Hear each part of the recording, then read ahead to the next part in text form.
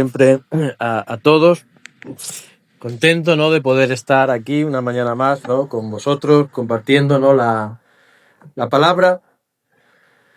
Y contento también porque hoy es el día en el que la iglesia de Yecla va a hacer la mudanza al nuevo local.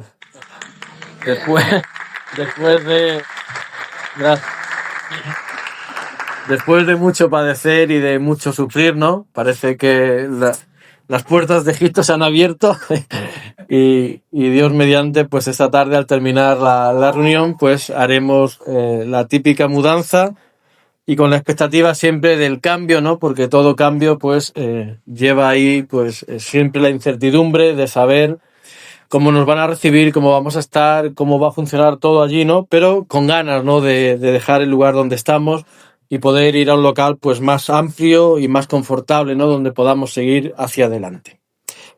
Y les decía a los hermanos de Yecla, ya hilo con la predicación de esta mañana, les decía hace poco que el día en el que nuestros gobernantes dejasen de ignorarnos como lo han hecho hasta el día de hoy, porque la iglesia evangélica para el gobierno pues es una iglesia un tanto ignorada, y comenzasen a colocar el foco dentro de nuestras iglesias, yo tengo una cosa clara y es que las cosas van a cambiar, pero no a mejor, sino más bien a peor.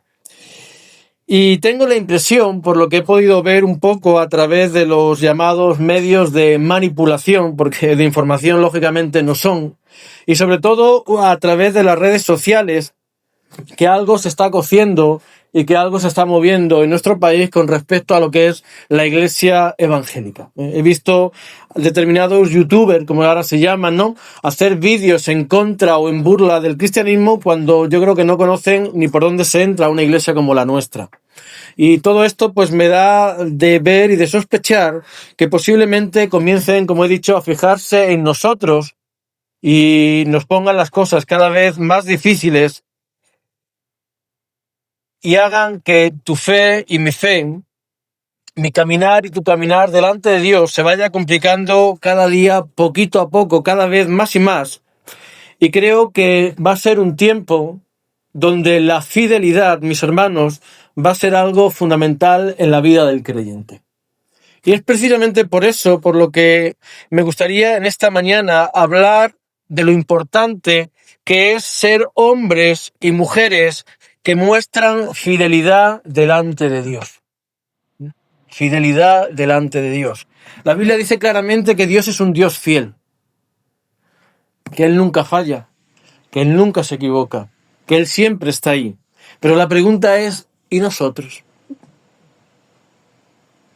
Porque la fidelidad no es no equivocarse, hermanos. La fidelidad no es no fallar nunca. La fidelidad no consiste en hacer todas las cosas perfectamente, sino que la fidelidad consiste en que hombres y mujeres como tú y como yo, cargados de nuestros defectos y de nuestros pecados, al final de nuestras vidas vamos a cumplir los planes y los propósitos que Dios tiene de alguna manera establecido. Y esto yo creo que se ve perfectamente bien en la vida de aquellos 12 hombres que Jesús escogió entre todos los discípulos que Él tenía para que formase parte de su grupo más selecto y más cercano, como fueron los 12 apóstoles, los cuales, si os acordáis, a pesar de que lo abandonaron en el momento más crucial de su vida, que fue cuando Jesús tuvo que enfrentar el arresto en Getsemaní y después la crucifixión, a pesar de eso, pasado un tiempo, fueron capaces, date cuenta de qué, de entregar sus vidas por causa de Jesús. ¿Sabéis por qué? Porque eran hombres fieles.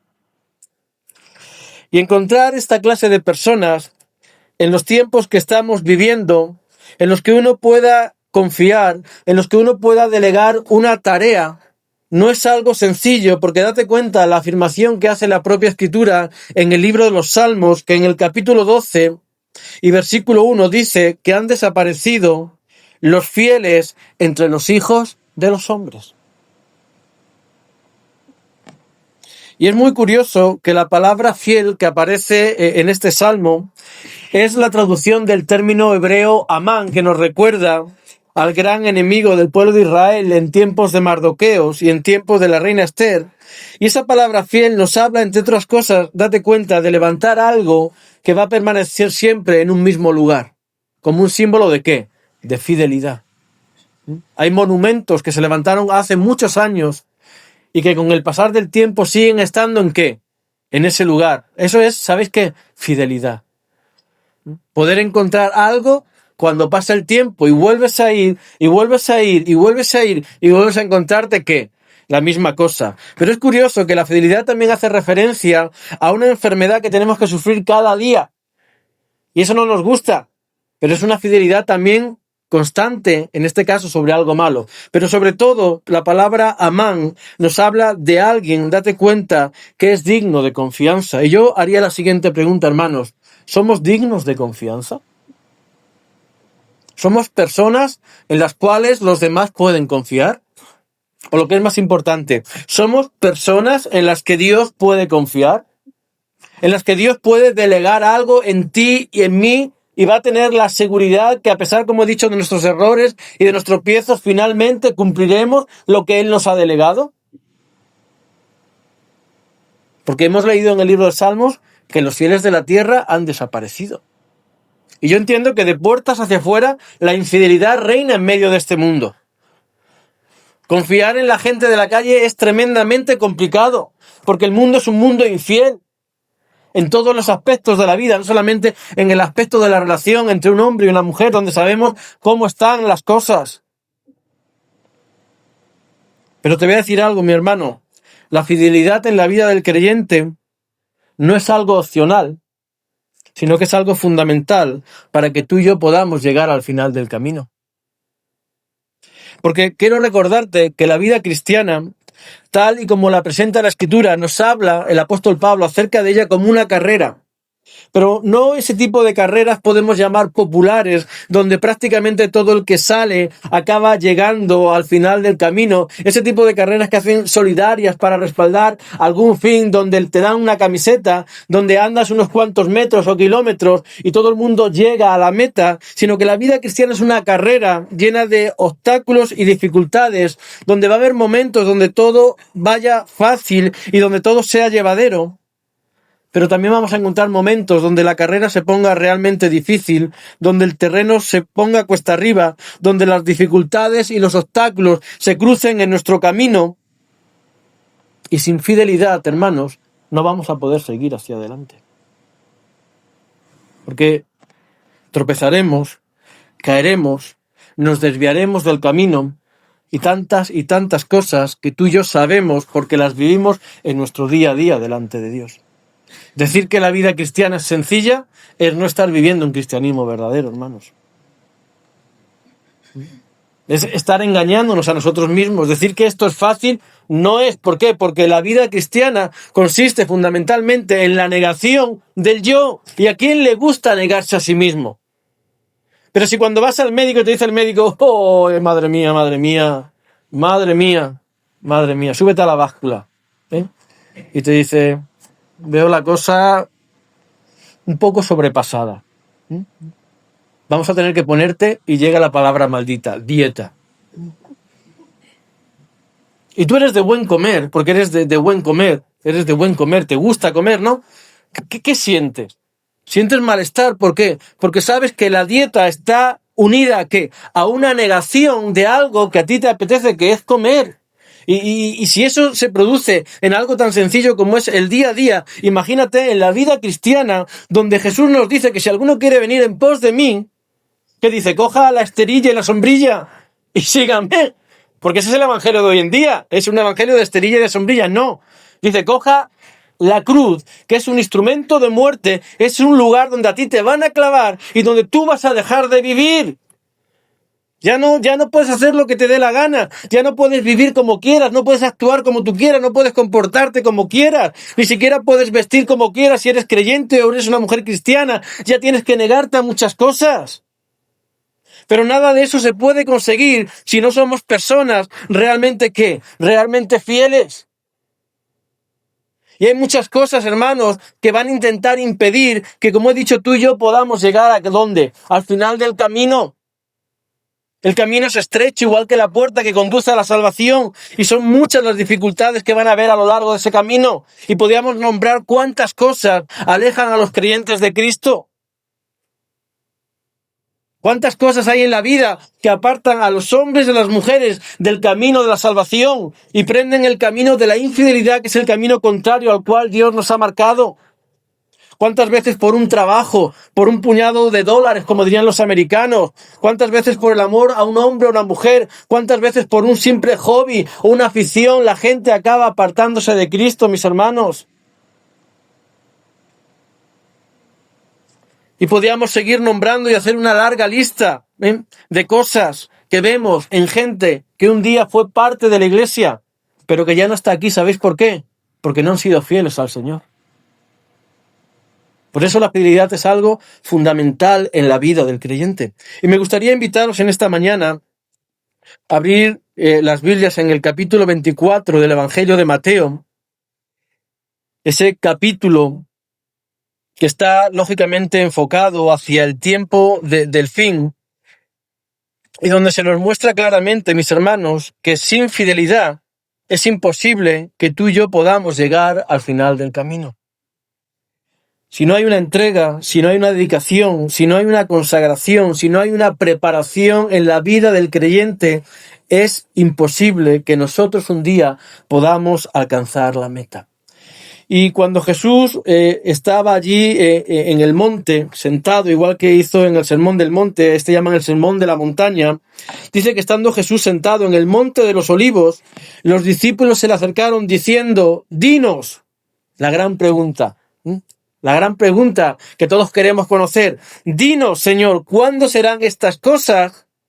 ¿Y qué señales habrá de tu venida y del fin del siglo? Lo cual quiere decir que la venida de Jesús, el final de los tiempos y las señales que están relatadas en este capítulo están unidas, ¿vale? Es decir, lo que va a acontecer antes de que Jesús venga, es lo que Jesús nos va a relatar en este pasaje. Pero date cuenta de un detalle. Una cosa es lo que tú preguntas y otra cosa es lo que Jesús te responde. Porque a Jesús no le importaban tus preguntas, a Jesús le importaban sus respuestas. Y cuando le preguntan y le dicen algo que a todos nos gustaría saber y conocer, y dinos, Señor, dinos el tiempo, 2026, 2027, 2028, dinos algo que nos preparemos. Pero os voy a decir algo, hermanos, aun sabiendo el día y la hora, no seríamos capaces de prepararnos. Porque somos así de infieles muchas veces. Y Jesús, lógicamente, como sabía estas cosas, ¿qué les dice? Mirad que nadie os engañe. Lo cual nos muestra claramente que los últimos tiempos que vamos a tener que vivir, hermanos, van a ser tiempos que van a estar marcados por el engaño y por el error. Y echa un vistazo a la iglesia evangélica de hoy en día y te darás cuenta de la cantidad de charlatanes, de falsos apóstoles y profetas que tenemos encima de los púlpitos. El engaño corre como la pólvora dentro del campo evangélico. Si es difícil encontrar personas fieles, como dice la propia Escritura, también es difícil encontrar personas que hoy en día estén predicando fielmente la palabra de Dios. Tenemos ministerio donde no se exalta el nombre de Cristo, sino que se exalta el nombre de la persona. Nos está ocurriendo como en la Torre de Babel, que dijeron, levantemos una torre y hagámonos un nombre. Y hoy en día es la exaltación del hombre, del ego, del yo. Mi vida, mi ministerio, mi iglesia, mis redes sociales, mis seguidores, está colocado en el humanismo, el hombre como el centro de ¿qué? El hombre como el centro de todo, cuando el centro de todo, y lo hemos cantado en alguna ocasión, el centro de todo es Jesús. Y como Jesús sabía estas cosas, dice, no te voy a decir el día ni la hora, porque eso es lo menos importante. Lo realmente importante es que tengas presente que el tiempo del fin va a estar marcado por el engaño y por el error. Algo que también reconoce el apóstol Pablo cuando le escribe la carta a la iglesia de los Colosenses y le dice exactamente lo mismo que dijo Jesús, porque en el capítulo 2 y versículo 8 de Colosenses dice la Escritura, mirad que nadie os engañe. Utiliza las mismas palabras, la misma frase, pero Pablo añade, por medio de filosofías y huecas sutilezas, según la tradición de los hombres, conforme a los rudimentos del mundo, y no según quién, y no según Cristo. Por eso se ha hablado del humanismo. ¿Por qué? Porque mucha de la religión que se está levantando hoy en día está basada ¿en qué? En las tradiciones de los hombres y en los rudimentos del mundo. pero no fundamentada ¿en qué? En la palabra de Dios. Queremos lo extraordinario, queremos lo maravilloso, queremos lo que es cómodo, queremos lo que es fácil, pero no estamos dispuestos a pagar el precio. Porque cuando se nos habla de pagar el precio, nos incomoda la predicación. Cuando se nos habla de lo que cuesta seguir a Jesús, no estamos dispuestos a pagar ese precio. Porque queremos un Jesús a nuestra medida. No queremos el Jesús de la Escritura. Queremos un Jesús que venga a servirme a mí y no yo a servir a quién, a servir a Cristo. Y Pablo lo advierte claramente, el engaño va a estar fundamentado en qué, en esta serie de cosas. Por tanto, si Jesús nos advierte y si el apóstol Pablo nos advierte, hermanos, es porque hay un peligro del cual tú y yo debemos de cuidarnos grandemente. Y estamos viviendo unos tiempos que son muy diferentes hace 25, 30 años. Porque hoy en día tenemos unos medios con los cuales antes no se contaban y antes que el error fuese de un lugar a otro era como una carta. La echabas en un buzón y tenían que pasar días, semanas, incluso meses hasta que llegasen ¿dónde? Al otro lugar. Hoy estamos a un clic, a un toque de pantalla, de teclado, de ratón, de lo que tú quieras, para acceder a toda la información que hay en el mundo. Y esa información puede ser buena y esa información puede ser mala, hermanos. Por lo tanto, el error corre como la pólvora. Y el error puede introducirse en nuestras iglesias y en nuestras vidas de una manera muy sutil. ¿Por qué? Porque de la misma manera hay personas a las que las ves a la distancia y te das cuenta que es más falsa que el dinero del Monopoly, que no hay por dónde cogerlo o no hay por dónde cogerla. Hay que ser muy tonto para que esta persona te engañe. Y los hay así de tontos dentro de las iglesias, engañados por ese tipo de personas. Pero también tenemos el otro extremo, donde hilan muy bien la verdad con el error. Donde la línea que separa una cosa de la otra es tan tremendamente fina que como no seamos personas, en este caso, fieles a la palabra de Dios, fieles a la Escritura, fieles al libro que Dios ha dejado escrito, como no tengamos los sentidos colocados perfectamente ahí, no vamos a ser capaces de ver dónde está lo verdadero de aquello que es falso. Y cuando la falsedad, la mentira o el error atrapa tu vida, se nos ha dicho muchas veces que como un velo que colocan sobre ti y en ese momento te enciegas, te obnublas y ya eres incapaz de ¿qué? De ver la verdad. Y te crees que estás viviendo la verdad de Dios cuando en realidad es que estás viviendo ¿qué? Estás viviendo la mentira. Por eso, hermanos, si hay que ser fieles a algo también en este tiempo, ¿es a qué? A la Biblia. Déjate de escuchar predicadores por internet. Hazme el favor. Debería estar prohibido internet en las iglesias. Déjate de leer libros, déjate de pamplinas y abre la Biblia, por favor. Abre la Biblia, que ahí es donde está la verdad de Dios. Que nos dedicamos a escuchar gente sin tener el fundamento correcto para saber si lo que nos dice o es o no es la palabra de Dios. Que nos tragamos las cosas porque no tenemos conocimiento de la Escritura. ¿Por qué? Porque es más fácil ponerte un auricular que abrir la Biblia y ponerte delante de ella un día detrás de otro, como nos dice Miguel, quemando tus ojos, quemando tus pestañas, pero siendo fiel a ¿qué? Al libro que Dios ha dejado escrito. Y hay una infidelidad profunda dentro de la iglesia en el amor a la palabra de Dios, mis hermanos.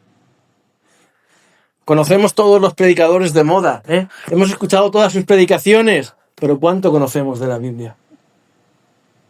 ¿Eres capaz de discernir las frases que muchas veces dicen que están cargadas de veneno mortal y que como entren en tu alma te van a atrapar y te van a destruir completamente? ¿Os acordáis cuando el apóstol Pablo dijo que iban por ahí algunos predicando y diciendo que la resurrección ya se había efectuado? Que no hay resurrección, decían. Que no hay resurrección. ¿Y qué hizo la gente? Pues se tragó esa mentira y dijeron, comamos y bebamos, porque no hay resurrección de muertos y la vida termina aquí. Una simple frase, a veces es una simple palabra, hermanos, que es capaz de destruir ¿qué? De destruir tu vida, de destruir tus fundamentos, de hacerte tambalear. No sé si os conté en alguna ocasión que recuerdo, en una mañana había salido a correr y llevaba puesto una predicación y iba escuchando a un fulano, que no lo voy a nombrar, y este hombre, pues en un principio hay gente que dice, bueno, parece que me aporta algo a mi vida. Y recuerdo perfectamente el día, el momento, el lugar exacto donde este hombre soltó la siguiente frase: la Biblia contiene la palabra de Dios pero la Biblia no es palabra de Dios. Y yo me frené en seco. Hay ahí un derrape en el camino, ahí se ven las huellas, no como cuando un coche frena en la carretera y se quedan todas las marcas negras, pues allí están las marcas de mis zapatillas. Y yo frené y dije, ¿qué has dicho? Entonces rebobiné hacia atrás y este hombre volvió a repetir, porque yo le di para atrás, lógicamente, no porque me estuviese contestando. Dice, la Biblia contiene la palabra de Dios, pero la Biblia no es la palabra de Dios. Y le dije ese término. La Biblia contiene y la Biblia es palabra de Dios. La Biblia contiene y la Biblia es palabra de Dios, palabra inerrante. Y yo no voy a permitir que tú siembres la duda sobre mi mente para que el día en que yo abra la Escritura pueda pensar que es o que no es, que a lo mejor lo que hay aquí no es todo lo que Dios ha querido revelar, que a lo mejor aquí hay palabra de hombre y entonces empezamos a dudar y cuando empezamos a dudar nuestra teología empieza a cambiar porque nuestros fundamentos se han venido abajo. Por eso necesitamos ser fieles ¿a qué? Fieles a la palabra de Dios, mis hermanos. Fieles a la palabra de Dios. Hacer como hicieron aquellos cristianos. Coger todos los libros que tengas en tu casa, aunque no sean de brujería. Los quemas, le prendes fuegos a los libros, al internet, como yo digo. Y te pasas como Pablo, 18 años de tu vida leyendo la Biblia. Solamente la Biblia. Y cuando hayas cumplido la mayoría de edad y hayas leído la Biblia una y otra vez, una y otra vez, una y otra vez. Y seas capaz de recitarla prácticamente de memoria. Seas capaz de que cuando alguien te diga en una iglesia, hermanos, vamos a abrir la Biblia por el Salmo 151. Por favor, no cojas la Biblia y no muevas las hojas, por favor. Porque es una manera de ver el nivel de conocimiento bíblico que hay en las iglesias. Y ves a muchas personas abriendo y moviendo. Hermano, si la mía solo llega al Salmo 150. ¿Qué versión tienes tú? La versión de la ignorancia es la que tengo yo. Por eso necesitamos ser fieles ¿a qué? A la palabra de Dios, porque Jesús dijo, mirad que no os engañen, mirad que no os engañes. ¿Por qué? Dice el versículo 5, porque vendrán muchos diciendo, yo soy ¿qué? El Cristo. Y yo creo que tenemos un error con este versículo, porque tenemos la impresión de que un día se va a abrir la puerta de la iglesia, va a entrar una persona vestida de blanco, con el pelo largo y con la barba, típico de Jesús, esa imagen que nos han hecho meter en nuestra mente, claro, ahora con la serie está The Chosen, ¿no? Pues ya sabemos cómo era Jesús, cómo eran los discípulos, ¿no? Y nos hemos hecho, o os habéis hecho, porque yo ni la he visto ni la pienso ver, porque no quiero que nada distorsione la realidad del evangelio y a mí no me ayuda, a ti si te ayuda es cosa tuya. Pero entrará ese hombre repinado con el pelito hacia atrás, su barbita, su túnica blanca, sus sandalias, y pensamos que dice, yo soy el Cristo. ¿Y pensáis que así alguien puede engañar a mucha gente? Hermanos, hay que ser muy tontos. Hay que ser muy tonto, porque si una persona, como he dicho, abre la puerta, entra por esa puerta y se pone delante de nosotros y dice, yo soy el Cristo, 112, emergencia, mándame el camión aunque sea de la perrera. Si no tenéis el camión del manicomio, mándamelo, cógelo, porque aquí tenemos una persona que está mal, la cogemos, la llevamos al hospital directamente. Y allí que traten con él. Pero es diferente a que muchos vengan diciendo, yo soy el Cristo, a que digan, yo soy de Cristo. Y entonces la cosa cambia. ¿Por qué? Porque ya no está reflejando su identificación en una figura, sino en una identidad. Y la pregunta sería, ¿realmente es de Cristo esa persona? Porque ya no viene de una manera en la que tú y yo podemos detectarlo fácilmente. Un loco acaba de entrar por la iglesia, un loco diciendo que es Jesús. ¿Sabéis, hermanos? El otro día vino al Mansa uno diciendo que era Jesús. ¿Y qué? Pues nada, ahí se sentó, como os acordáis los que sois de Almansa, os acordáis de ese personaje que teníais, que era el famoso Fufi. ¿Cómo estaba el Fufi? El pobre estaba muy mal. ¿Podría engañar a alguien? Lógicamente no, porque sabes que es una persona enferma. Pero el problema es cuando vienen diciendo, yo soy de Cristo, yo soy cristiano, pero por dentro, como dice la Escritura, son lobos rapaces. Los falsos maestros, hermanos, no vienen a la iglesia con el tricornio, no vienen a la iglesia enseñando la falsedad y el engaño. La Biblia dice que vienen vestiditos ¿de qué?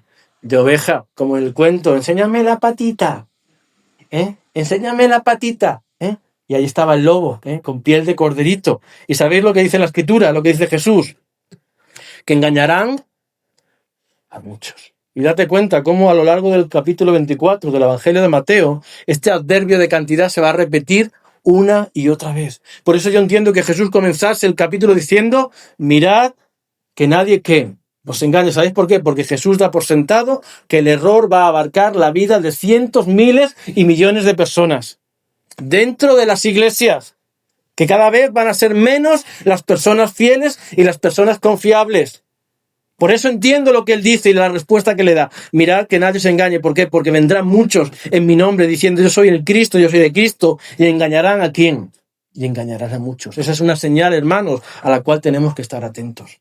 Pero no solamente queda en algo espiritual la señal, sino que Jesús ahora entra a la parte material y dice, oréis de guerras y rumores de guerra.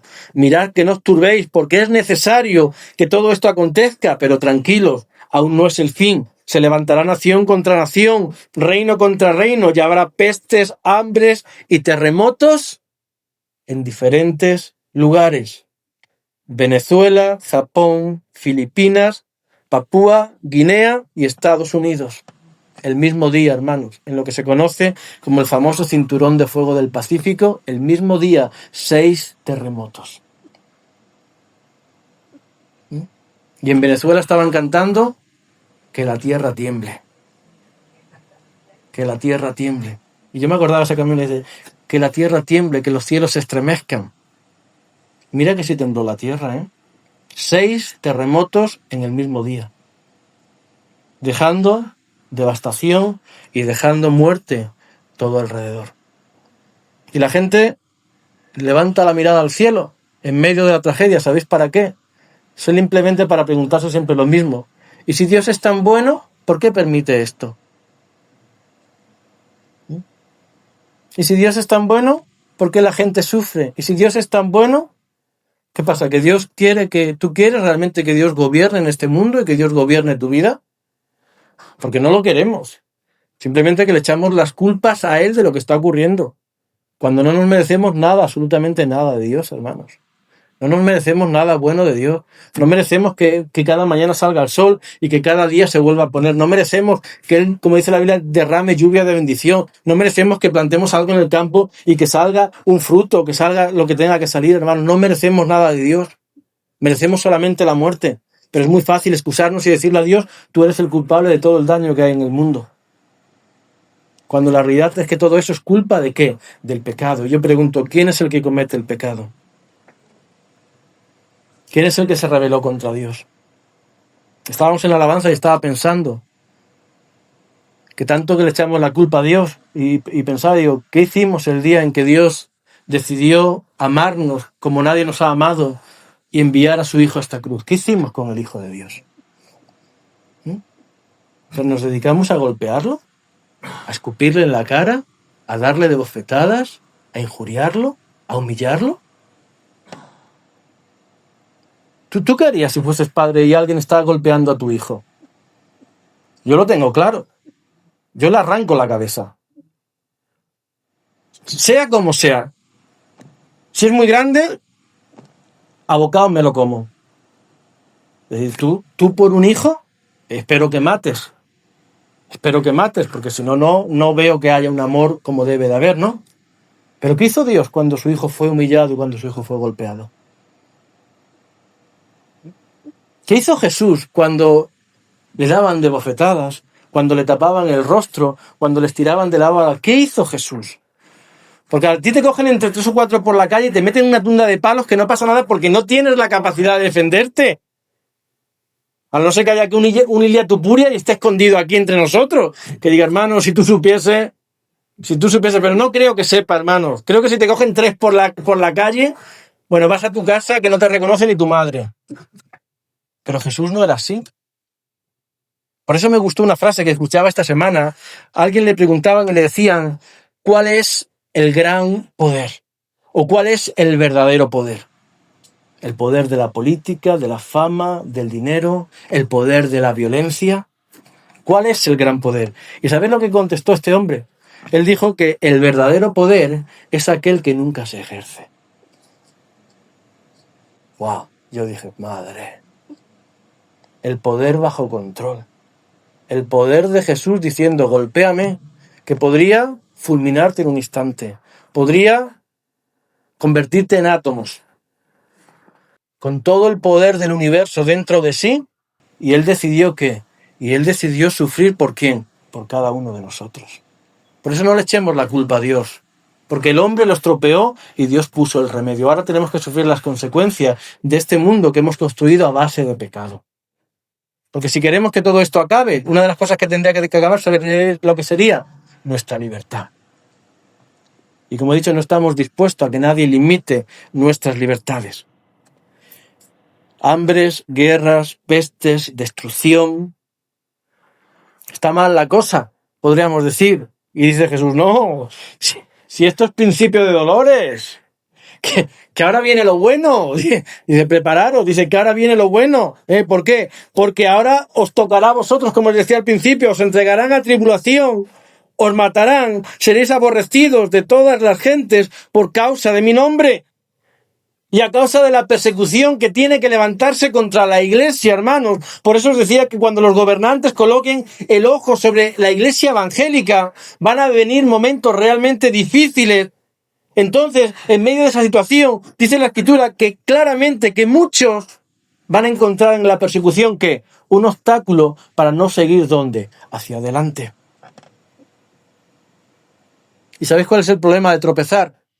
Que muchas veces cuando tropiezas, acabas postrado, acabas en el suelo, y hay muchas personas dentro de las iglesias que están estancadas completamente, que ni hacia adelante ni hacia detrás. Y la vida cristiana, nunca lo olvides, es un caminar continuo y diario. Yo siempre he repetido una frase de esas que tengo hechas, de tanto predicar, a veces ya tienes frases hechas y las sueltas, las metes en cada lugar, y yo siempre he dicho, da igual que vayas corriendo, que vayas andando o que vayas arrastrándote, pero no te detengas. No quedes postrado en el camino. No te detengas. Levántate con más fuerza, con menos fuerza, con más ánimo, con menos ánimo. No te detengas. Cruza la meta. Cruza la meta. Estás cansado, sigue hacia adelante. No tienes fuerza, sigue hacia adelante. Estás desanimado, sigue hacia adelante. Que cada mañana te levantarás e irás a trabajar sin ningún tipo de ánimo. Me equivoco, hermanos. O estás aquí diciendo, a ver si termina que me voy para mi casa, que estoy deseando que mañana voy a trabajar. Te tiene que gustar mucho el trabajo, hermanos. Y ese tipo de gente, yo no veo ese tipo de cara cuando yo voy a trabajar, no veo cara de felicidad, gente. ¡Ay, ay, qué bien! ¡Lunes! No. Los lunes las caras van rozando el suelo. Y conforme la semana va pasando, van subiendo. Y el viernes te saluda hasta tu vecino que está mal contigo. ¡Buenos días, vecino! Que es viernes, fin de semana. El fin de semana se acerca y el cuerpo lo sabe. ¿Verdad que sí? ¿Verdad que sí? Pues tenemos que seguir hacia adelante. No tenemos que permitir que los obstáculos y las dificultades interrumpan nuestro caminar delante de Dios. El apóstol Pablo le escribió a la iglesia de los Gálatas sorprendido en una ocasión y le dijo, vosotros corríais bien. Vosotros ibais hacia la meta, vosotros ibais por el buen camino. Y Pablo se pregunta, ¿quién os estorbó? ¿Para qué? Para no obedecer a la verdad. ¿Quién se interpuso delante de vosotros para no seguir hacia adelante? Y como pentecostales que somos, muchas veces decimos, el diablo, hermano, el diablo. La culpa de todo la tiene el diablo. El diablo es malo, el diablo me ataca, el diablo me tienta y seguro que el diablo está de brazos cruzados diciendo, pero si yo no he hecho nada.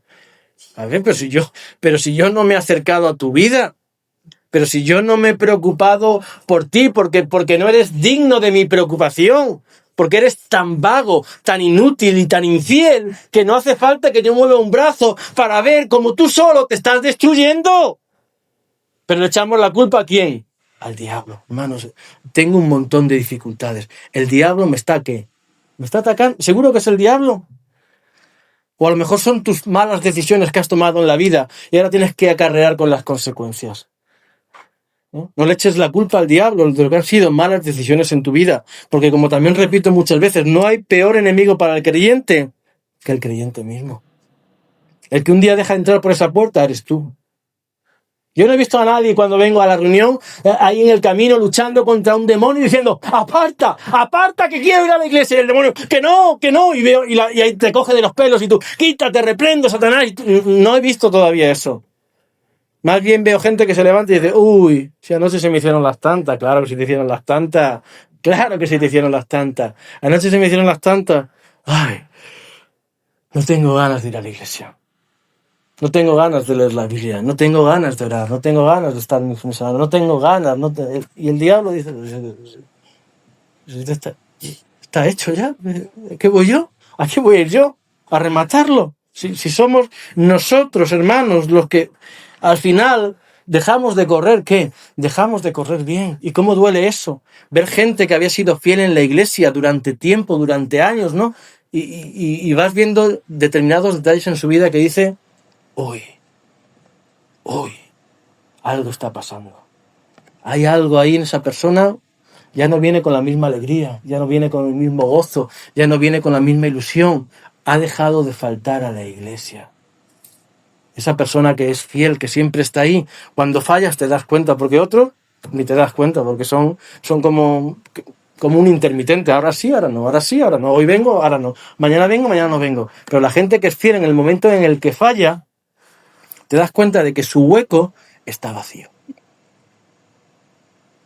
Y cuando examinas su vida, situaciones y circunstancias, empiezas a ver cosas que dice, esto no me gusta. ¿Por qué? Porque está encontrando estorbos en el camino que tú y yo debemos de ¿qué? Apartar. No es que tengo un trabajo que me consume, aparta el trabajo. No es que tengo una relación que no me... aparta la relación. No es que yo tengo que...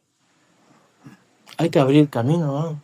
Hay que abrir caminos en la vida cristiana. ¿Por qué? Porque si no nos encontraremos precisamente con eso. Nosotros corríamos bien, pero ha habido algo que se ha colocado en medio de nuestro caminar y que nos ha impedido seguir hacia adelante. Sigue diciendo Jesús en el versículo 14, muchos, date cuenta, muchos, y ahora que habla de los falsos profetas que se levantarán, ¿y qué harán? Y engañarán a muchos. Personas que dicen hablar de parte de Jesús. Yo tengo otra frase que dice que el 99.9 de los profetas que tenemos dentro de las iglesias hoy en día son falsos. El 99.9 hablan de su propia voluntad y no hablan la voluntad de Dios. ¿Por qué? Porque todo lo que dicen es lo que te puede decir tu abuela. Cuando tú no tengas un profeta cerca, te vas a la casa de tu abuela, si tienes la suerte de que sigas viviendo, y dices, abuela, aquí estoy. Yo iba mucho a la casa de mi abuela María, y mi abuela María, pues era su nieto. Ay, mi Samuelico, ay, qué guapo que es, ay, cuánto lo quiero, ay, ven. Y siempre sacaba, bueno, mi abuela lo sacaba de aquí, porque llevaba el dinero en la caja fuerte. Mi abuela sacaba el pañuelico de aquí, porque era muy antigua, y yo, abuela, sacaba, venga, no se lo digas a nadie, Y a mí me daba, al resto no le daba. A mi hermana no le daba, porque era muy mala, y sigue siendo mala. Ay, la deja caer, ¿no? Ya, me ha difamado tantas veces por ahí que bueno, que porque yo diga una vez algo no va a pasar nada. Y era su Samuelico. Ahora bien, cuando tú vas a alguien que te dice lo que no quieres oír, ya no estás tan a gusto. Porque a quién le gustan que te cuenten las verdades que hay en tu vida. A quién le gusta, ¿no? Que te digan lo que estás haciendo lo estás haciendo mal. Esa relación que has emprendido es una relación ilícita delante de Dios. Te estás colocando la soga en el cuello. ¿A quién le gusta escuchar eso? Ese hombre o esa mujer no te conviene. Ese trabajo no te va a traer cosas buenas. ¿Por qué? Porque trabajar en una discoteca de noche no es el ambiente ideal para un creyente. Que no hace falta un profeta de Dios para darte cuenta de esas cosas. Que ese amor al ocio o al dinero o a vivir la vida no es algo bueno. Bueno, pero Jesús me entiende, Él quiere que vivamos... No, Él quiere gente fiel, gente comprometida, gente que va a estar ahí como ese monumento, que cada vez que vayas lo vas a encontrar. Él que te quiere como un monumento dentro de la iglesia, hermanos.